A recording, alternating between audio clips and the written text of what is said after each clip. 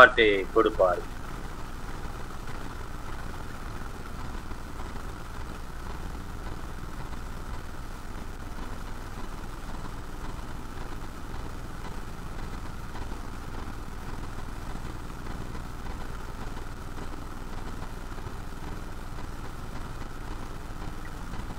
பாபு இருக்கீங்களா? இருக்கும் பாஸ். ஐயா பேர் சொல்லுங்க. ஸ்பீக்கர் ஐயா. கர்த்தருடைய கோபம் திரும்ப இஸ்ரவேல் மீது மூண்டது. இஸ்ரவேல் யூதா என்பவர்களை லக்கம் பார் என்று அவர்களுக்கு குரோதமாய் சொல்கிறதற்கு தாவீது ஏவப்பட்டார். பிரியமானவர்களே, இந்நாளிலே நான் வாசிக்கிற வேத வசனங்களை நீங்கள் பைபிள் இருந்தால் திறந்து வைத்துக் கொள்ளுங்கள் அல்லது எழுதிக் கொள்ளுங்கள்.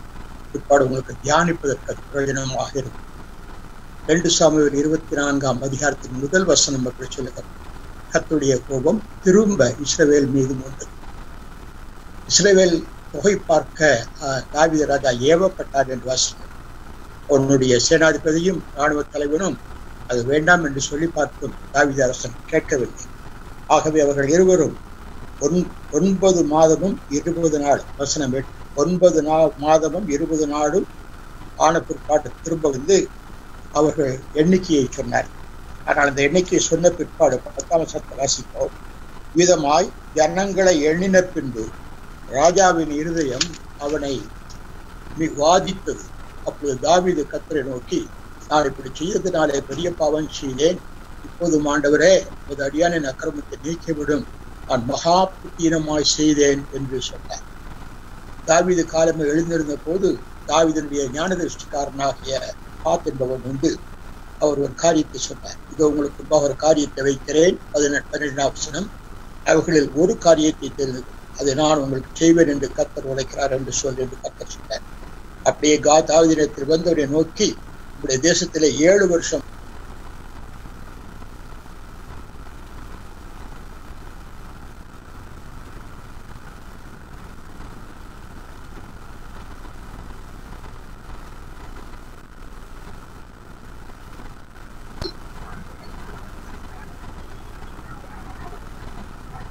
இந்த 3 காரியத்தில் ஏதாவது ஒன்றை தெரிந்து கொள் என்று அந்த தீர்க்கதரிசி சொன்னார். அப்பொழுது தாவீது அந்த தீர்க்கதரிசியை நோக்கி சொல்லுகின்றார். 14ஆம் வசனம். இப்போது நாம் கர்த்தருடைய கையிலே விழுவோமாக, ஒரு இரக்கங்கள் மகா பெரியது, மனுஷர் கையிலே விழாதிருப்பதனாக. அதாவது எனக்கு நாட்டில் பஞ்சமும் வேண்டாம், யுத்தமும் வேண்டாம், அதனால நான் கொள்ளு நோய்க்கு ஒப்பு கொடுத்துறேன்ற மாதிரி அவர் சொன்னார். 15ஆம் வசனம். அப்பொழுது கர்த்தர் இஸ்ரவேலில் காலமே தொடங்கி குறித்த காலம் வரை கொள்ளை நோயை வரப்பண்ணினார். அதனால் தாழ் முதல் பெர்சபாவில் உள்ள ஜனங்கள் 70,000 பேர் செத்துப் போனார்கள். கொள்ளை நோயை குறித்து இங்கே 3 காரியங்களை வாசிக்கின்றோம் இல்லையா? அதாவது பஞ்சம் வேணுமா, அல்லது யுத்தம் வேணுமா, அல்லது கொள்ளை நோய் வேணுமா?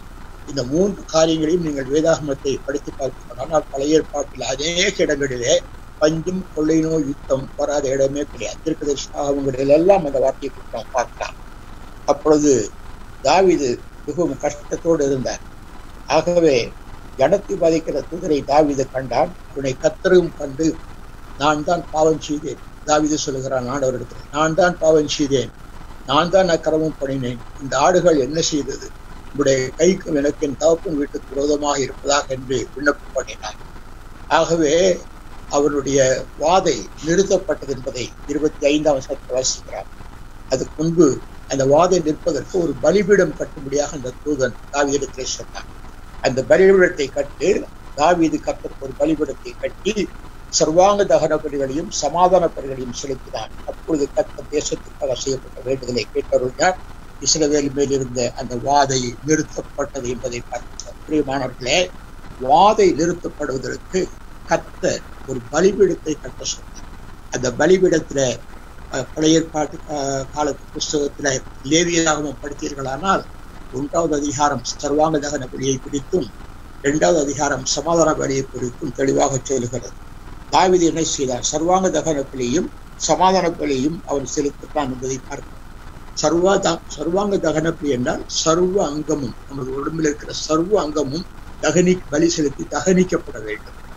சமாதான பலியிலே கொழுப்பு எரிக்கப்பட வேண்டும் என்று சொல்லுகிறார்.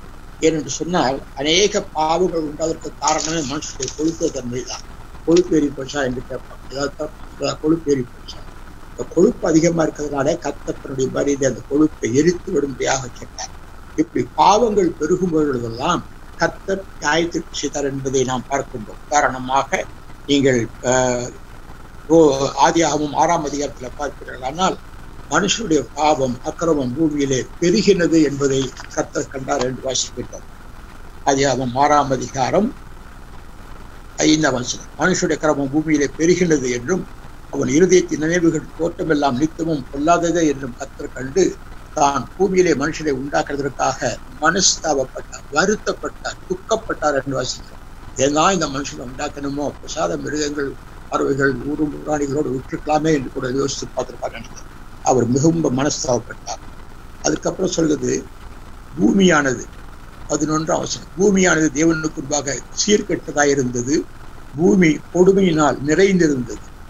தேவன் பூமியை பார்த்தார், மாம்சமான யாவரும் பூமியின் மேல் தங்கள் வழியை எடுத்துக் கொண்டிருந்தார்.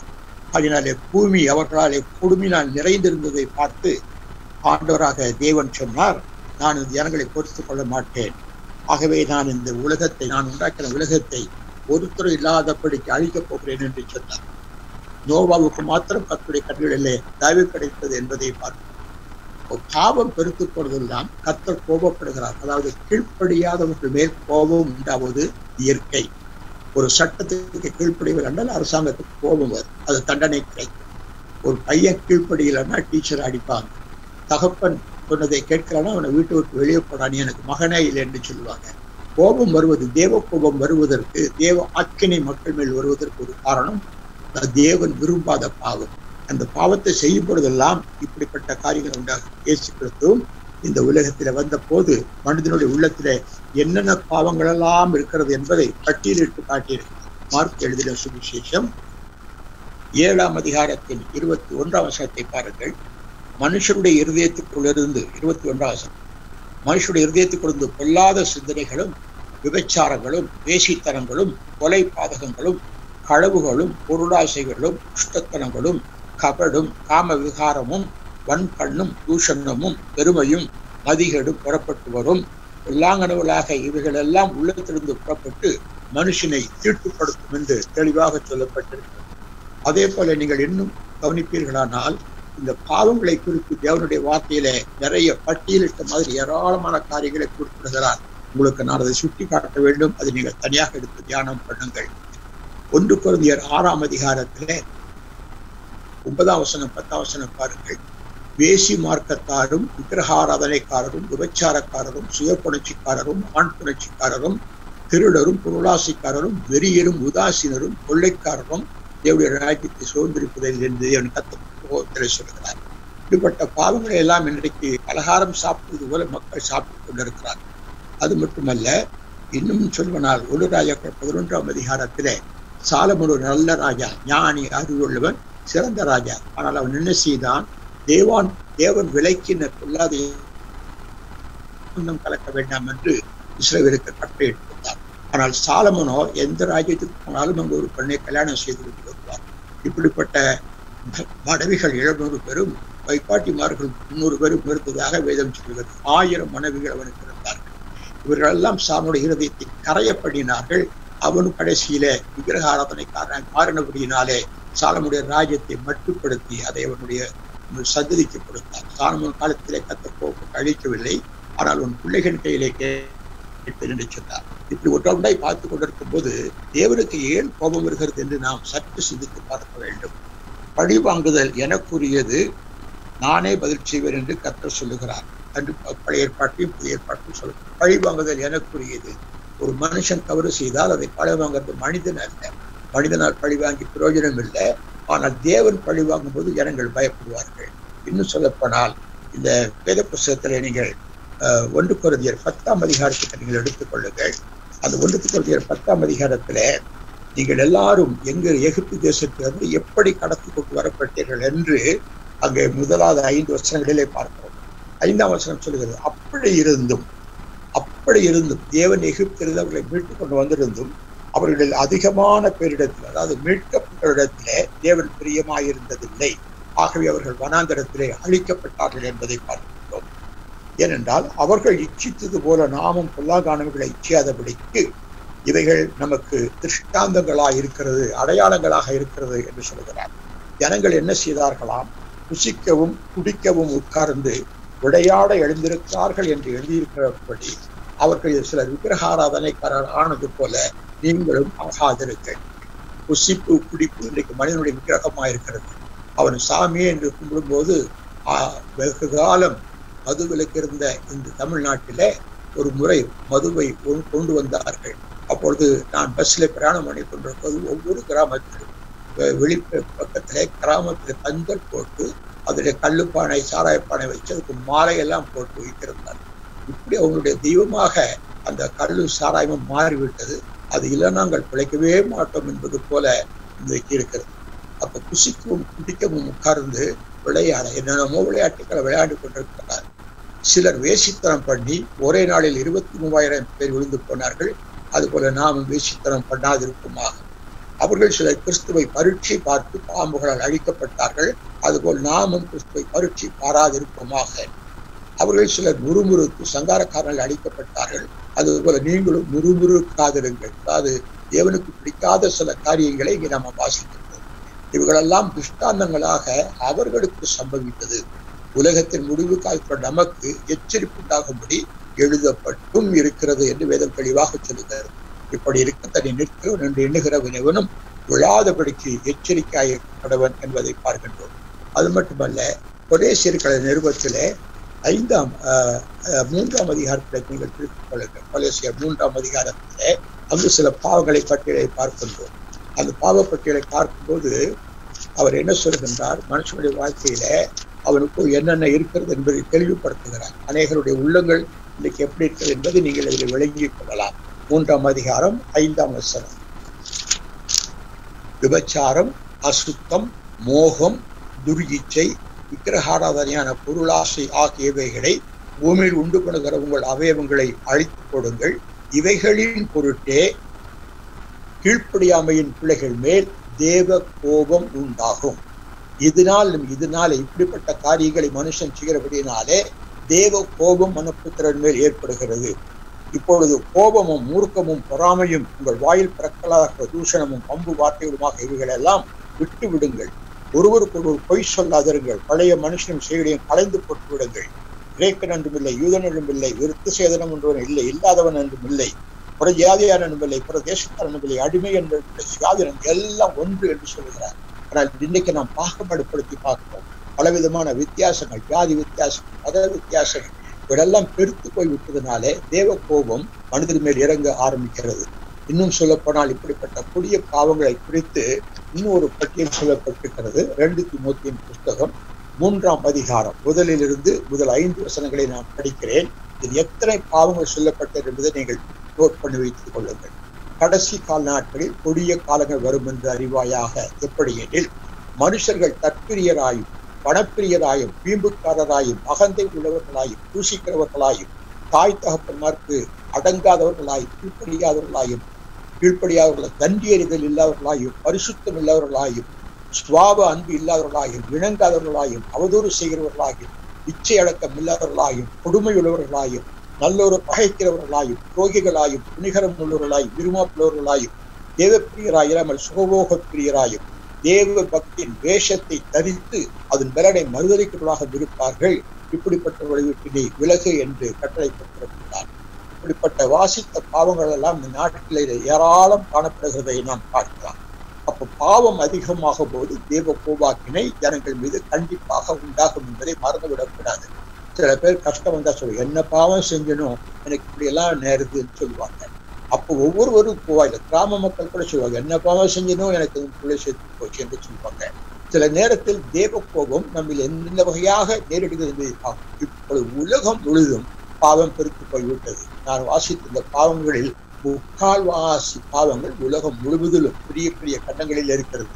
சொல்லப்போனால் கிறிஸ்தவ நாடுகள் என்று அழைக்கப்பட்ட தேசங்களிலும் இப்பொழுது பயங்கரமான பாவங்கள். இப்படியெல்லாம் இந்த பாவங்களை பாருங்க. ஆணுக்கு ஆணுக்கு கல்யாணம், பெண்ணுக்கு பெண்ணுக்கு கல்யாணம், சுய புணர்ச்சி, ஆண் புணர்ச்சி, இதெல்லாம் இன்றைக்கு அரசாங்கம் ஒத்துக்கொண்டு கேட்டா எங்களுடைய உரிமை என்று சொல்கிறார். இது எங்கள் மனித உரிமை, இது பர்சனல் மேட்டர், இதுல சட்டம் தலையிடக்கூடாது என்று கேட்கிறார். இந்த உரிமையை கொடுத்தது யார் உங்களுக்கு? இப்படிப்பட்ட காரியங்கள் செய்ய வேண்டும் என்று உரிமை கொடுத்தாரா? ஆணையும் ஆணும் கல்யாணம் பண்ணுங்கன்னு சொன்னாரா? பெண்ணுக்கு பெண்ணு கல்யாணம் செய்யறாங்க. இதெல்லாம் இந்த பாவத்தெல்லாம் செய்யுங்க எங்கேயாவது தேவ கட்டளை எந்த விதத்துல இது இருக்கிறா யோசிக்கிறார். இவைகளெல்லாம் மனுஷன் செய்து விட்டு இது எங்கள் உரிமை என்று சட்டம் பேசிக்கொண்டது. ஆகவே பாவம் பெருத்து போன இடத்துல கிருபை பெருகும் என்று சொன்ன போதிலும் தேவன் அதற்கு ஏற்ற தண்டனையை கொடுக்க தவறுவதே இல்லை. ஆகவே பாவப்படுத்துவதில் கர்த்தர் பழி வாங்குகிறார் என்பதை பார்க்கிறோம். இந்த பழி வாங்குதல் எனக்குரியது, நான் தான் செய்வேன் என்று சொல்லியிருக்கிறார். ஆகவே மனுஷன் பழி வாங்கி பிரயோஜனமே இல்லை. எத்தனை பாவம் நடந்தாலும், எத்தனை பேரை கைது பண்ணி சிறைச்சாலையை போட்டாலும் அவன் குணம் மாறுதான்? இல்லவே இல்லை. அவன் வரும்போது இன்னும் அதிகமாக பாவம் செய்கிறான். அல்லது அவன் என்ன நினைக்கிறான், போலீஸ் அரெஸ்ட் பண்ணட்டும், காசு கொடுத்து நம்ம எப்படி வெளியே வந்துடலாம், ஜாமீன் எடுத்துடலாம்.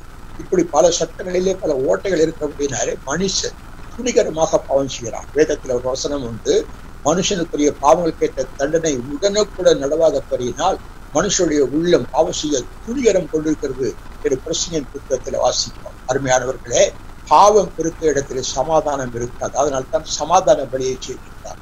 பாவம் பெருத்த இடத்துல அவன் அங்கங்கள் எல்லாம் பாதிக்கப்படுகிறது, சிந்தனை பாதிக்கப்படுகிறது, எண்ணங்கள் பாதிக்கப்படுகிறது. ஆகவே சர்வாங்க தகன பலியை கொடுக்க வேண்டும் என்று கற்றுக் சொன்னார். இப்படிப்பட்ட காரியங்களால் நடக்கும் போது தேவனுடைய வார்த்தை என்ன சொல்கிறது, இந்த பாவம் பெருகும் போது தண்டனை, அதாவது கர்த்தருடைய பழிவாங்குதல் எங்கே ஆரம்பிக்கிறது என்பதை 1 பேதுரு 4ஆம் அதிகாரத்திலே 17ஆம் வசனத்தில் சொல்கிறேன்.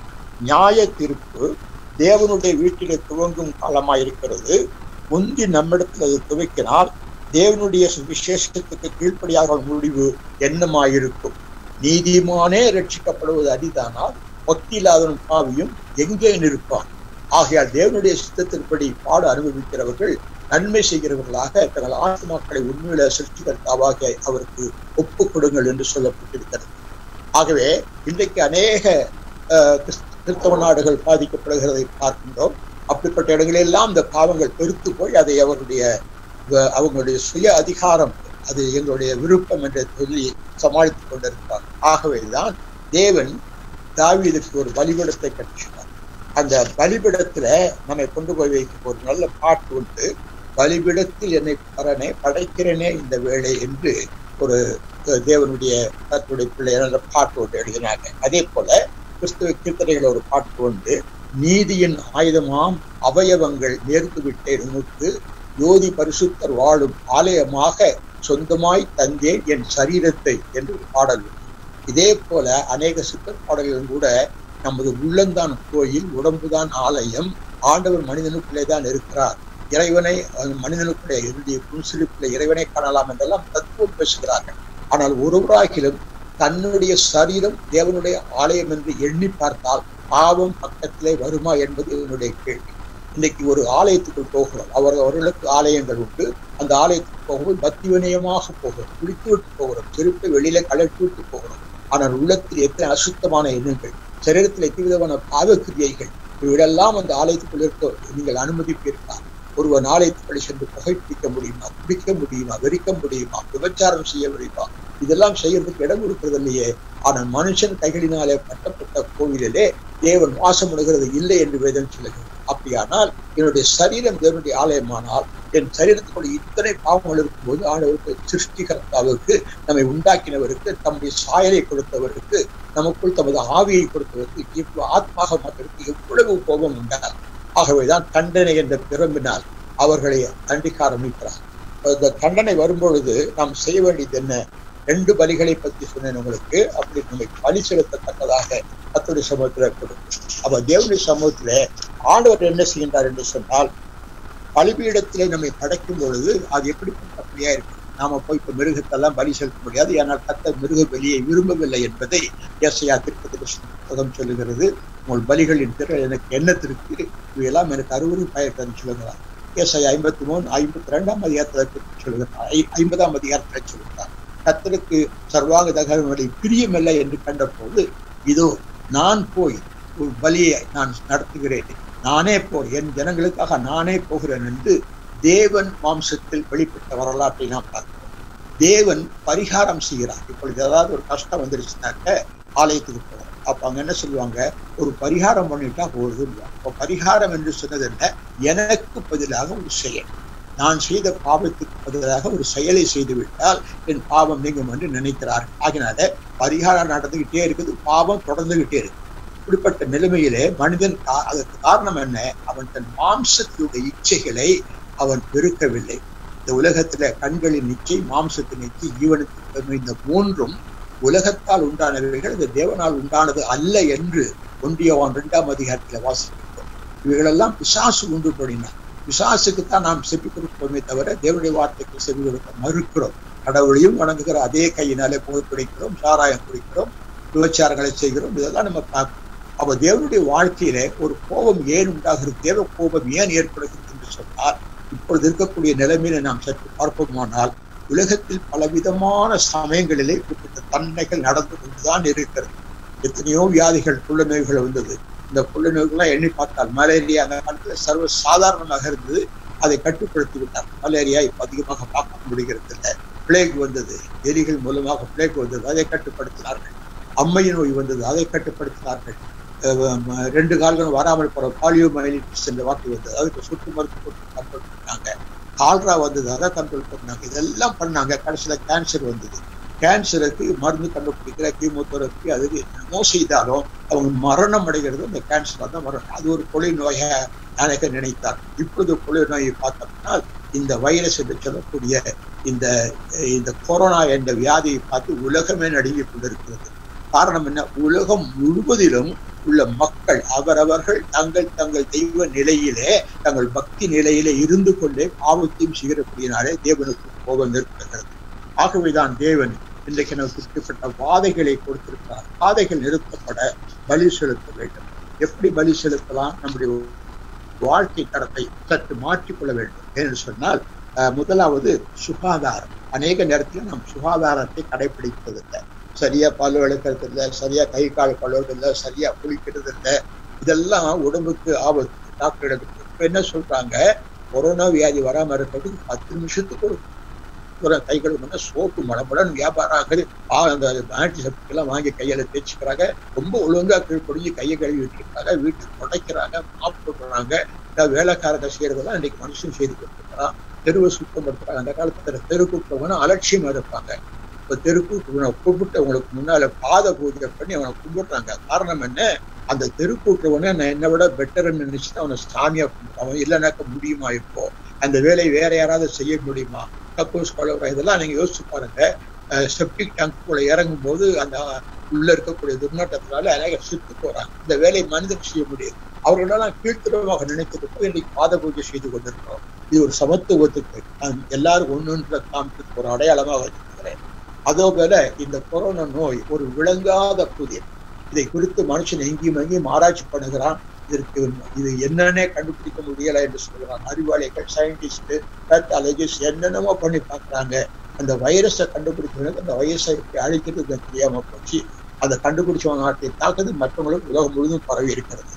அதே மாதிரி இன்றைக்கு பார்த்தீங்கன்னா சமுதாயம், மக்கள் சமுதாயம் பயந்து கொண்டிருக்கிறது. இந்த சமுதாய பரவல் இல்லை, அது சமுதாய பரவல் ஏற்படவில்லை என்று நம்ம இந்தியாவிலே சொல்லிக் கொண்டிருக்கிறோம். அதே மாதிரி குடும்ப ஆரோக்கியம், இன்றைக்கு இந்த கொரோனா வியாதி வந்ததுனால அவங்க குடும்ப ஆரோக்கியத்துல இருக்க பார்க்கிறாங்க. தனிமைப்படுத்துறாங்கன்னு சொல்லி அநேகர் கம்ப்ளைண்ட் பண்றாங்க. எதுக்கு கட்டுப்பாடுன்னு சொல்லி. ஏன் கட்டுப்பாடு என்றால் நல்லதுக்கு தான் சொல்றாங்க. பிரைம் மினிஸ்டர் அதை பற்றி நமக்கு தெளிவாக சொல்லியிருக்கிறார். தனித்து இருங்கள், கூட்டமா இருக்காதீங்க. யாருடைய நன்மைக்காக சொல்லப்படுறது உணராதபடிக்கு அவங்க சொல்லிட்டு நாங்க இப்படித்தான் இருப்பது பயங்கரமான கீழ்ப்படியாமை. ஒரு தேவ துரோகம் என்றே சொல்லலாம். சட்டத்துக்கு கீழ்ப்படியாதவர்கள் எல்லாம் தேச துரோகிகள் என்று சொல்லும் பொழுது தேவனுக்கு கீழ்ப்படியாதவர்கள் ஏன் தேவ துரோகிகள் என்று சொல்லப்படாது? உங்கள் துரோகங்களை நான் பொறுப்புதில்லை என்று யாத்திராகமம் 21ஆம் அதிகாரத்தை அவர் தெளிவாக சொல்லியிருக்கிறார். இப்படிப்பட்ட துரோகங்களை செய்கிறதுனால சமுதாயம் கெட்டுப் போகிறது, குடும்ப ஆரோக்கியம் கெட்டுப் போகிறது. இன்னைக்கு குடும்பத்துல பாத்தீங்களான்னா கணவன் மனைவி அதிகமாக உறவாட ஒரு நேரம் கிடைக்கும். ஏன்னா வேலை வேலை வேலை என்று குடும்பத்துக்கு பிரிந்திருப்பது போலவே அநேக மக்கள் வேலையிலே ஓடிக்கொண்டிருக்கிறார். ஒரு மனுஷன் அறிவேன், அவர் காலையில 7 மணிக்கு வேலைக்கு போவாரு, 1 மணிக்கு வருவாரு, 2 மணிக்கு போய் 8 மணிக்கு வருவாரு, 8ல இருந்து விடிய காலை வரைக்கும் வேலை செய்வார். காரணம் சம்பாதிக்கணும். 22 மணி நேரம் வேலை செய்து அவர் சம்பாதித்த எண்ணத்தை கண்டார். அற்பாயசிலே மறித்து போனார். அருமையானவர்களே, வேலை அந்த பணம் கூட சிலருக்கு வீரகாராதனையா இருக்குது. பணம் ஒரு தெய்வமா இருக்குது. பணமே தெய்வம். பணம் என்றால் பிணமும் குழப்பம் என்றெல்லாம் பழமொழி சொல்லுகிறோம். ஆகவே இந்த குடும்ப ஆரோக்கியத்துல இன்றைக்கு அநேக காரியங்கள் தனித்து வாழ்க்கையால் ஏற்பட்டிருக்கிறது. இன்னொன்று, தனித்து இருக்கும் போது நமக்கு ஒரு மன சமாதானம் உண்டாகிறது, சிந்திக்க நேரம் இருக்கிறது, நான் யார் என்பதை யோசித்து பார்க்கிறேன், ஏன் இப்படி வந்தது யோசித்து பார்க்க நேரம் கிடைக்கிறது. ஆகவே நம்முடைய ஆன்மா பணிவுள்ள ஆன்மாக மாறுவதற்கு ஒரு தருணம் கொடுக்கப்பட்டிருக்கிறது. அயோக்கியத்தனத்தை செய்யாமல் யோக்கியமான தனத்தை செய்ய. இப்ப பாருங்க, கூட்டமா வராதீங்கன்னு சொன்னா நான் கூட்டமா தான் வருவேன் என்பது அடங்காக்க. வெளியில வராதீங்க, உங்களுக்கு கொரோனா வியாதி வந்துடும், கட்டுப்பாடோட இருங்க, வெளியே வராதீங்க, போலீஸ் கையெடுத்து கும்பிடுறாங்க. பிரதமர் வீடியோவில் டெலிவிஷன்ல கையெடுத்து கும்பிட்டாரு. இவங்களெல்லாம் கையெடுத்து ஏன் கும்பிடுறாங்க? உங்களுக்கு பயந்துகிட்டா நீங்க வீராப்ப காட்டுறீங்களே, ஏன் எதுக்காக? இப்படிப்பட்ட பாவச்செயல்கள் எல்லாம் அரசாங்க துரோகம் மட்டுமல்ல, உங்க குடும்பத்துக்கு துரோகம். நீங்க செத்து அவங்க மனைவி, அவங்க பிள்ளைங்க நாங்க யோசித்து பாருங்க. இப்படியெல்லாம் பல காரியங்களை நம்ம கேள்விப்படும் போது இந்த துரோக செயல்களை எல்லாம் பொறுக்காதபடி செய்து கொண்டு வருகிறார். இன்னொன்னு பாருங்க, முதல் இப்போ அநேக மக்கள் மனநிலையை, அதாவது தங்களுடைய ஆன்மீக நிலையை உணர ஆரம்பித்திருக்கிறார்கள். அநேக மக்கள் தெய்வ குழுவிடத்துல போன் பண்ணி கேட்கிறாங்க, எங்களுக்காக கொஞ்சம் பிரேயர் பண்ணுவீங்களா, நான் என்ன செய்யணும், இப்படிப்பட்ட வியாதி வந்துட்டு நாங்க என்ன பண்ண முடியும், என்னென்னமோ செய்து பார்க்குறாங்க. முயற்சிகள், மனித முயற்சிகள் அதிகமா இருக்குது. ஒரு நல்ல எல்லாரும் பால்கனியில இருந்து வெளியில வந்து கை தட்டுங்க, விளக்கேற்றி வைங்க, எது சும்மாவா சொல்றாங்க? இதுக்கெல்லாம் ஒரு நல்ல அர்த்தம் இருக்குது. அந்த அர்த்தத்தை நம்ம விளங்கி கொண்டு போனால் அது நமக்கு ஒரு அலட்சியமா தெரியாது. நம் சொல்லப்பட்ட கட்டளையை பின்பற்றாதபடி அலட்சியப்படுத்திக் கொண்டிருக்கிறோம். அதே மாதிரி பாவத்தை நினைத்து இறங்க வேண்டும், மனஸ்தாபப்பட வேண்டும், துக்கிக்க வேண்டும். அதாவது ஒரு ஆங்கிலத்துல ஒரு வார்த்தை சொன்னாங்க, the conviction of sin is the first stage of a new man. ஒரு புதிய மனிதனாக வேண்டும் என்றால் அவனுக்குள்ள பாவ உணர்வு, நான் செய்யறது பாவம் என்று உணர்ந்தால்தான் அவன் பாவத்திற்கு விடுபட வேண்டிய வழியை தேடுவான். இதெல்லாம் பாவமா? பண்றது பாவம். ஒரு சின்ன பையன், 12 வயசு பையன் பீடி குடிச்சுட்டு, உனக்கு ஏண்டா இந்த வயசுல பீடி குடிச்சா, நீயா வாங்கி தர்றேன்னு என்ன கேட்டேன். இப்போ அப்படிப்பட்ட உள்ளங்கள் தான் இன்றைக்கு இருக்குது. புரட்டாட்டம், எதிர்ப்பு பேசுதல், நீ செய்ய சொன்னா செய்ய மாட்டோம் என்பது. அப்போ இது எங்க ரைட்ஸ் என்று சொல்றாங்க, ஹியூமன் ரைட் சொல்றாங்க. பெண்கள் எங்களுக்கு உரிமை, எல்லாரும் உரிமைன்றாங்களே, யாரும் உரிமை கொடுத்தது? எங்க வேதத்திலே ஆகிலும் இப்படிப்பட்ட பாவங்களை செய்யலாம் என்று உரிமை கொடுக்கப்பட்டிருக்கிறதா? இல்லைன்னு தானே, பாவத்தை செய்யாதீங்கன்னு தானே நீதியை தானே பொதிக்கிறது. அப்படியானால் நம்முடைய வாழ்க்கையில இருக்கக்கூடிய இந்த காரியங்கள் எல்லாவற்றையும் திரும்ப ஒரு முறை அரசு பார்க்க வேண்டும். ஆகவே நம்ம இன்றைக்கு வெறும் வாக்குவாதத்தை கொடுக்காதபடி கடவுளுக்கு முன்பாக தனித்து அமர்ந்திருக்க வேண்டும். சாலிட்யூட் என்று சொல்லுவாங்க.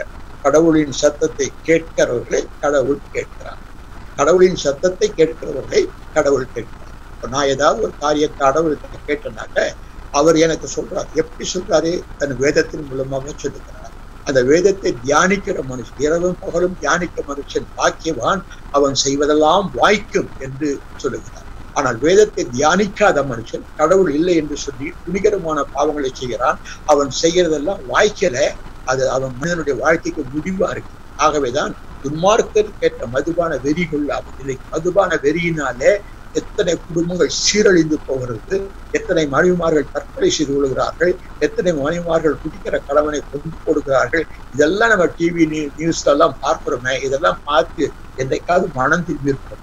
இதெல்லாம் மனிதனுடைய பாவத்தினாலே வந்திருக்கிறதா என்று தனித்திருக்க சொல்றாங்க. தனித்திருங்க. இன்றைக்கு அதைத்தான் இன்றைக்கு கவர்மெண்ட்ல சொல்றாங்க, தனித்திருங்க, கொஞ்சம் இடைவெளி விட்டுருங்க, ஒரு பெரிய வீட்டுல நிறைய கூட்டம் இருக்காதீங்க, அப்ப பிரிஞ்சு இருங்க.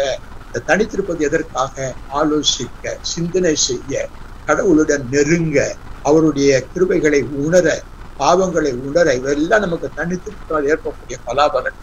ஆகவே இப்படிப்பட்ட நிலைமையை கொண்டு அந்த அந்த பாவங்களை முறியடிக்கத்தக்கதாக, தேவ கிருபையை நான் பெற்றுக்கொள்ளத்தக்கதாக நாம் நடக்க வேண்டும். ஆகவே இந்த நாளிலே உபவாசம் என்று சொல்லும் போது, தானியேலின் புத்தகத்திலே 9ஆம் அதிகாரத்திலே இஸ்ரவேல் நாடுக்கு கேடு வந்த பொழுது தானியேல் என்ன செய்கிறார்?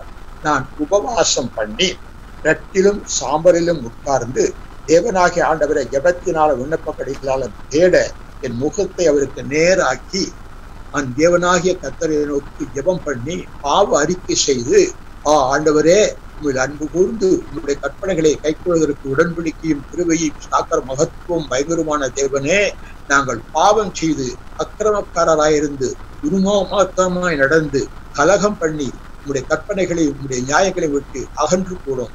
ஒரு நாமத்தினால் எங்கள் ராஜாக்களோடும் எங்கள் பிரபுக்களோடும் எங்கள் பிதாக்களோடும் தேசத்தினுடைய சகல ஜனங்களோடும் பேசின தீர்க்கதரிசிகளாகிய ஊழியக்காரருக்கு செவி கொடுக்காமல் போடும். ஆண்டவரே, நீதி உமைக்கே உரியது. உமக்கு விரோதமாய் செய்த துரோகத்தை நிமித்தம் உம்மாலே சமூகமும் தூரமான எல்லா தேசங்களும் திருத்தப்பட்டிருக்கிற மனுஷர் எல்லா குடிகளுக்கும் இது நீ கிருபை செய்யும் என்று சொல்லி அவன் உபவாசம் பண்ணி சாம்பலிலே உட்கார்ந்தான் என்று வாசித்தோம்.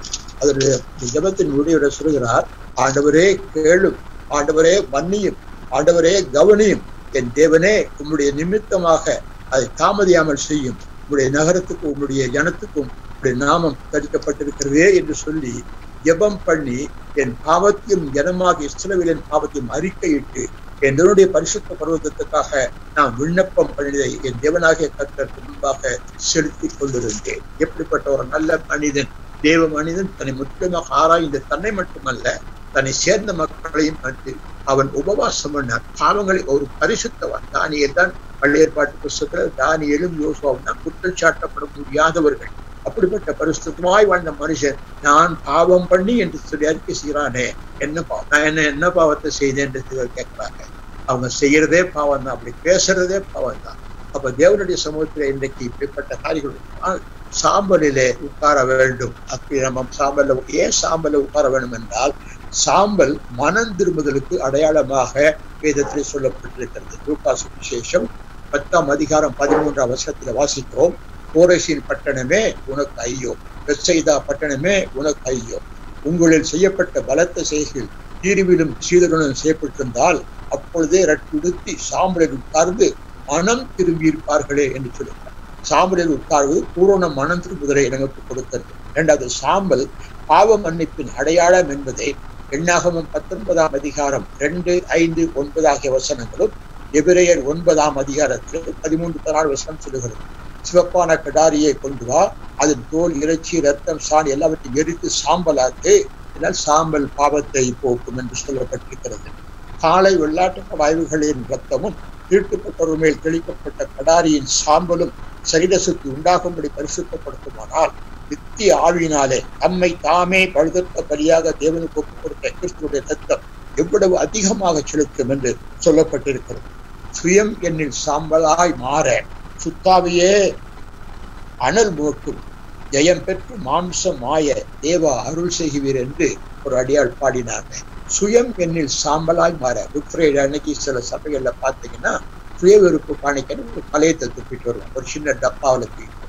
அதை எண்ணி பார்த்தோம்னா இங்கே சில்லறை இருக்கும், சில நோட்டுகள் இருக்கும். ரொம்ப அதிகமாக போனால் ஒரு 1000 ரூபாய் சில பேர் வச்சிருப்பாங்க. இவ்வளவுதான் அவங்க சுயமா. கொஞ்சம் சுயநலத்தை எண்ணி பாருங்க. நான் வாழ்ந்தால் போதும் என்று நினைக்கிறவர்கள் எத்தனை பேர் இன்றைக்கு கவனிக்காமல் தான் மாட்டும் சுகபோகமா வாழ்ந்தவர்கள் எல்லாம் இன்றைக்கு கோடி கோடியாக பணத்தை வாரி கொடுக்கிறார். ஆக இப்படிப்பட்ட கருத்திலிருந்து நீங்கள் தப்பித்துக் கொள்ளும்படிக்கு சாம்பலுக்கு பதிலாக சாம்பலுக்கும் சாணிக்கும் வித்தியாசம் இருக்கிற. சாணி ஒட்டும் தன்மையுடையது, அதை சாம்பாரத்தால் ஒட்டும் தன்மை இழந்து போகிறது. சாணி புழுக்கும் தன்மை உடையது, அதை எரித்தால் அந்த புழுக்கள் இறந்து போகிறது. சாணி பசுமையும் கருமையும் நிறைந்த இடம் உள்ளது, ஆனால் அதை எரிக்கும் போது வெண்மை நிறமாக விடுகிறது.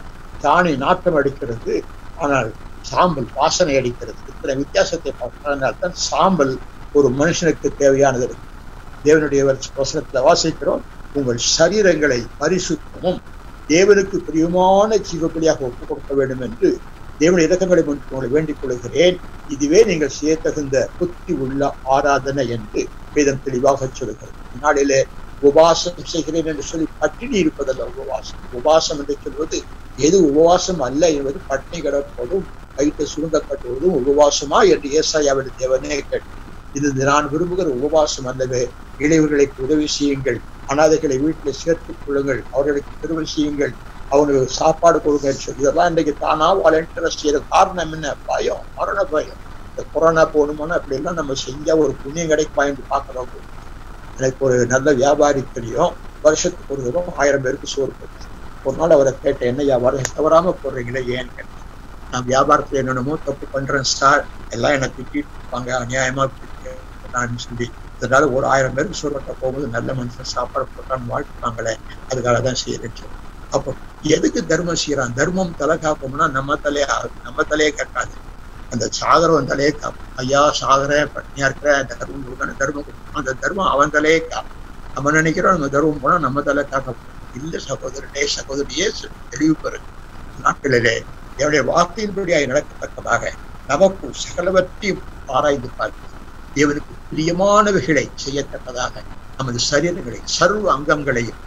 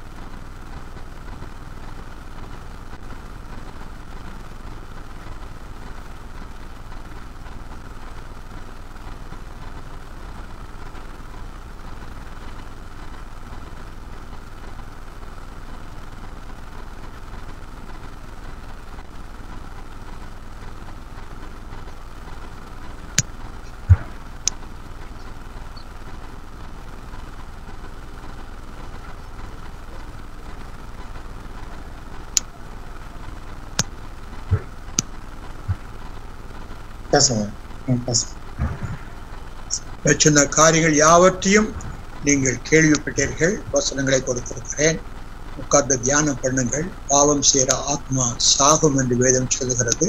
பாவத்தினாலே பல வியாதிகள், பாவத்தினாலே நஷ்டங்கள், கஷ்டங்கள், மரணம் கூட. பாவத்தின் சம்பளம் மரணம். இதெல்லாம் நினைத்து பார்த்து நம்முடைய பாவங்களை நாம் அறிக்கையிட்டால் பாவங்களை மன்னித்து எல்லா அநியாயத்தையும் நம்ம சுத்திகரிக்க தேவன் உண்மையும் நீதியும் உள்ளவராயிருக்கிறார். அவரவர்கள் தேவனுடைய சமூகத்திலே வேண்டிக் கொள்ளுங்கள். அத்தனை பட்டணத்துல ஏராளமான கோயில்கள் இருந்தது. அந்த நாட்டிலே ஒரு கொள்ளை நோய் வந்தது. அந்த நோயை தீர்க்கும்படியாக அநேக பூஜைகள் கோயில்களிலே பலி செலுத்தினார்கள். ஆனாலும் நிற்கவில்லை. கடைசி அவர்கள் என்ன செய்தார்கள்? எல்லாரும் மலைக்கு ஒரு ஆட்டை கொண்டு போய் இத்தனை சாமிக்கு நாங்க பலி செலுத்துறோம், எனக்கு ஒண்ணுமே ஆகலை ஆண்டவனே, எங்களுக்கு தெரியாத ஒரு ஆண்டவன் இருக்கிறீங்க, அந்த தெரியாத ஆண்டவனுக்கு பலி செலுத்துறோம் என்று சொல்ல அது நின்று, அந்த வாதை நின்று போய்விட்டு, அதனால அந்த தெரியாத ஆண்டவனுக்கு என்று ஒரு கோயிலும் கட்டி வைத்தார்கள். இப்படிப்பட்ட தெரியாத ஆண்டவனை நீங்கள் தயவு செய்து, ஆண்டவரே எங்களுக்கு தெரியாம ஒரு வல்லமையின் சக்தி இருந்தால் அதை எங்களுக்கு தாழ்வு என்று கேட்டு பாருங்கள். அது நிச்சயமாக உங்களை ஆசீர்வதிப்பார். ஆமென்.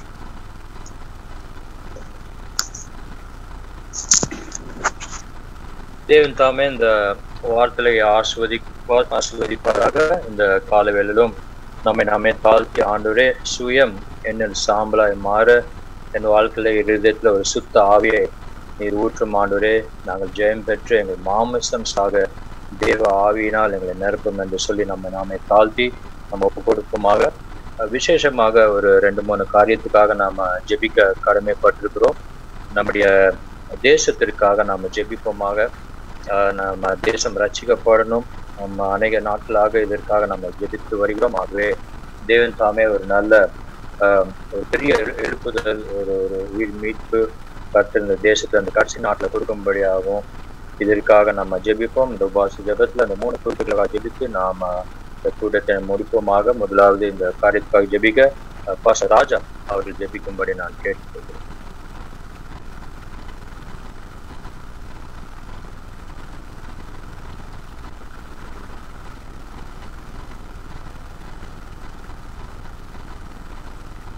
பாஸ்டர் ராஜா இல்லைன்னா பிரதர் ஹாமில்டன் ஜெபிங்க.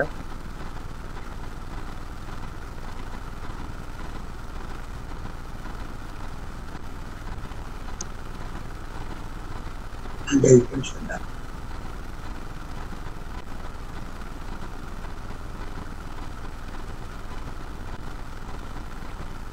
ஹாமில்டன் இருக்கீங்களா?